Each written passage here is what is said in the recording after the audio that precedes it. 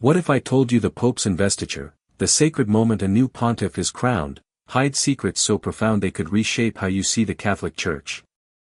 From a ring that holds ancient power to a splash of water that whispers divine mystery, we're diving into the top 6 hidden truths of this holy ceremony. Smash that like button if you're ready to uncover what's been veiled for centuries, and subscribe with that bell to not miss any part of this. Let's get started. The Pope's investiture, also known as the Papal inauguration or installation, is the formal ceremony marking the beginning of a new Pope's pontificate. It's when the elected Pope officially assumes his role as the leader of the Catholic Church. Historically, it involved a coronation with the papal tiara, but since Pope Paul VI, the ceremony has been simplified, focusing on symbolic acts that emphasize the Pope's spiritual and pastoral authority. The Pope's investiture isn't just a fancy ceremony. It's a 2,000-year-old ritual, rooted in the moment Jesus named Peter the rock of his church. Every gesture, every symbol, carries weight, some say even divine messages. But here's the kicker, not everything is as it seems. Today, we're peeling back the curtain on truths so fascinating, even non-Catholics will be glued to their screens. Where are you watching from? Drop it in the comments to join our global Catholic community. First up, let's talk about the Fisherman's ring.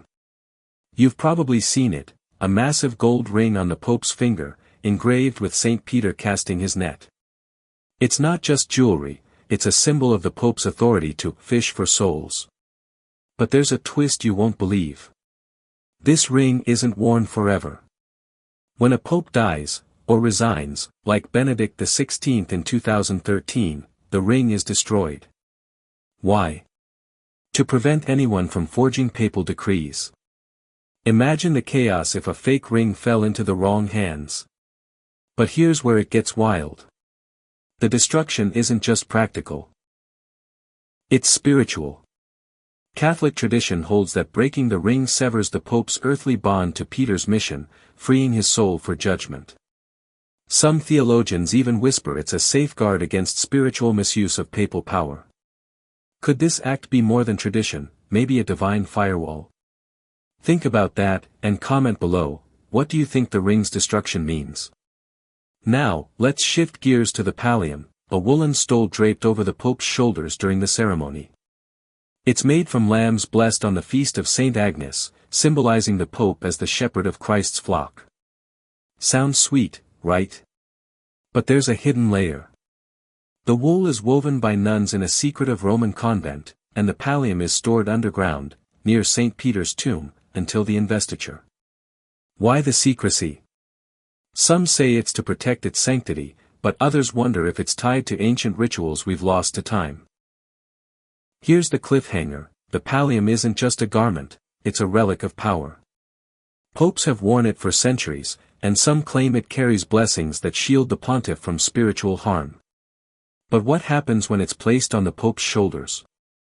Does it unlock something greater? Hold that thought, because we're about to dive into a truth that'll make your jaw drop. Before we move on, I have a little favor to ask. I'm hoping to get to 30,000 subscribers by the end of the year, so please like and subscribe if you haven't already, to help grow our community. Now, let's talk about the chair of St. Peter, the throne used during the investiture. It's not just a fancy seat, it's a relic Catholics believe connects directly to the first Pope. But there's a catch that's been debated for centuries. The chair, or cathedra Petri, is said to be made from what Peter himself used. Encased in bronze by Bernini, it's a masterpiece that screams authority. But here's the twist. Some historians argue the wood isn't from Peter's time, it might be from centuries later. If true, does that weaken its spiritual power? Or does its symbolism matter more than its origin? This debate has quietly raged among scholars, and it raises a big question: is the chair's power in its history or its holiness? Catholics believe the chair represents the Pope's unbroken link to Peter, a chain of faith stretching back to Christ. Brazil's 130 million Catholics, for example, see it as a beacon of unity. But what if its origins are murkier than we thought? This isn't just a historical puzzle, it's a test of faith. Comment below, does the chair's authenticity matter to you, or is its meaning enough? Let's keep the conversation going. We've covered the ring, the pallium, and the chair, 3 hidden truths that make the Pope's investiture more than a ceremony. But something even deeper is coming. The next truth isn't just about objects. It's about a moment so sacred, it might hold a message from God Himself. What could it be? You'll have to stick around to find out. Truth number 4 is all about the water, yes, water, used in the investiture. It's not just any water, it's holy water, blessed in a ritual that traces back to the earliest days of the Church. During the ceremony, this water is sprinkled on the Pope, a symbol of purification and divine grace. But here's the twist you didn't see coming: the source of this water is a closely guarded secret. Some say it's drawn from a sacred spring beneath the Vatican, untouched by human hands. Others believe it's blessed in a private rite by the Pope himself before the ceremony. What's the truth? Could this water carry a divine spark that sets the Pope apart? The Catholic faithful, think of the millions in places like Mexico, with its 100 million Catholics, see this water as a conduit of God's mercy. But there's more. Tradition holds that the water's blessing invokes the Holy Spirit, preparing the Pope for his sacred mission. Some theologians even ask, does this moment mark a spiritual transformation, like a second baptism? Comment below, what do you think this water's secret source could be? Let's hear your thoughts. Now, let's talk about the keys of St. Peter, the 5th hidden truth. You've probably seen them in the Vatican's coat of arms, 2 crossed keys, 1 gold, 1 silver. During the investiture, they're presented to the Pope as a symbol of his authority to bind and loose, on earth and in heaven. Sounds straightforward, right? But hold on, there's a catch that'll blow your mind. These keys aren't just symbolic, they're tied to a physical relic some believe is hidden deep within the Vatican. Here's the cliffhanger: legend says the original keys, or fragments of them, were passed down from Peter himself.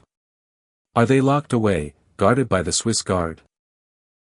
Or is their power purely spiritual, living in the Pope's mission? This mystery has sparked debates for centuries, and it's not just history, it's a question of faith. Could the keys hold a tangible link to Christ's promise? Share this video with a friend who loves a good mystery, and let's keep unraveling these truths together. Before we hit the final truth, hit that subscribe button and ring the bell. We're so close to the end, and trust me, you don't want to miss this.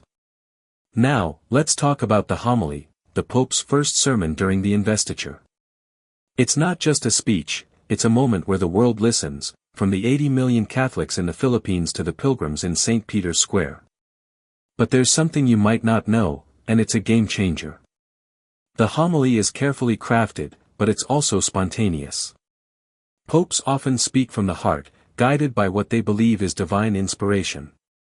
Some say this moment reveals the Pope's true mission. Whether it's peace, justice, or renewal. But here's the twist: every word is scrutinized, not just by the faithful but by global leaders. Could the homily be a coded message, setting the tone for the papacy? Think about John Paul II's call to "Be not afraid" in 1978, it changed the world.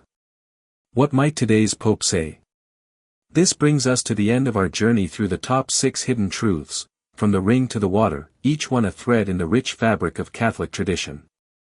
But here's the final question: are these truths just symbols, or do they carry a deeper, divine purpose? Comment below, which truth hit you the hardest, and why? And don't forget to like, share, and subscribe for more videos that uncover the mysteries of faith.